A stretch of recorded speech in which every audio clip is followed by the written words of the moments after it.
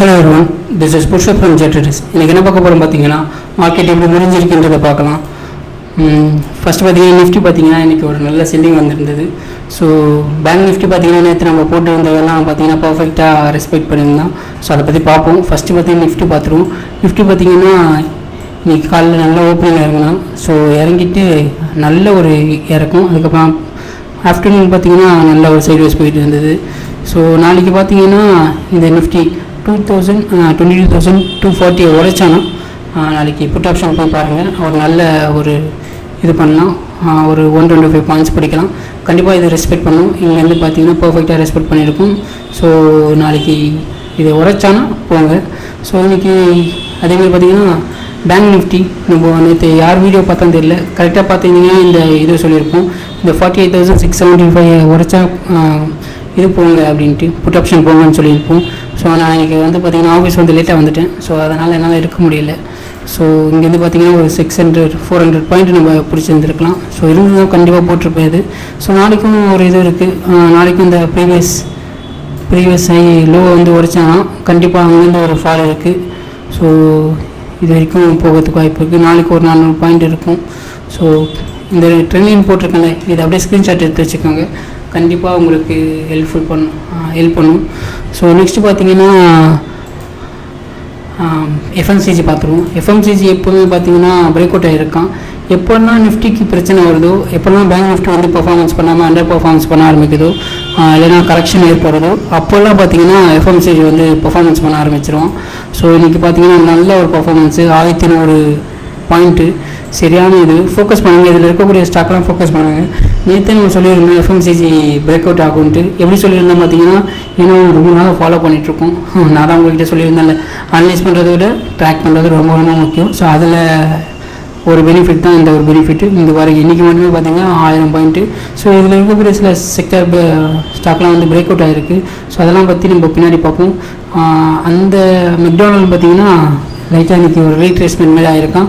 அவனை ஃபோக்கஸ் பண்ணுங்கள், அவனை ஃபாலோ பண்ணுங்கள். கண்டிப்பாக ப்ராஃபிட் பண்ண முடியும். ஏன்னா ரொம்ப நாள் கழிச்சு அவன் உரைச்சிருக்கான். ஸோ நல்ல ஒரு லாங் அப் ட்ரெண்ட் சேனல் உறைஞ்சிருக்கு. ஸோ அவன் ஃபோக்கஸ் பண்ணுவோம்.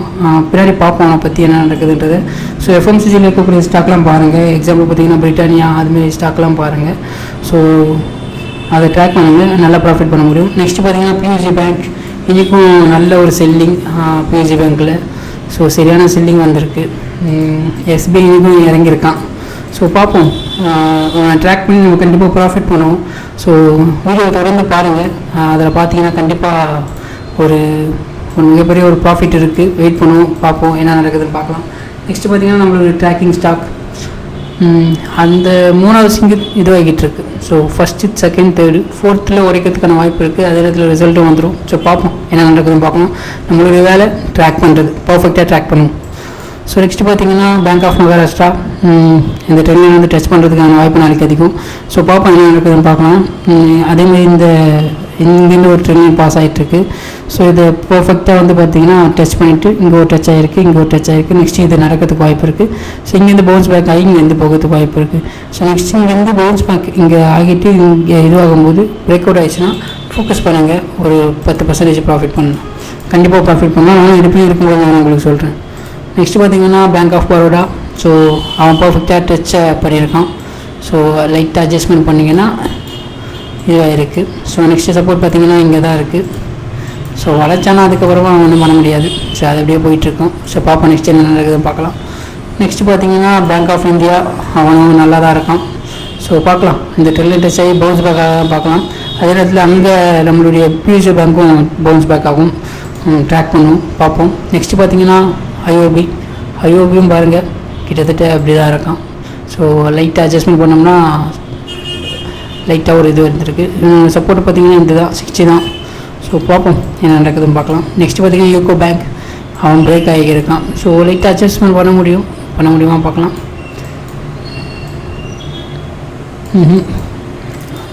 இப்படி வேணால் போடலாம்.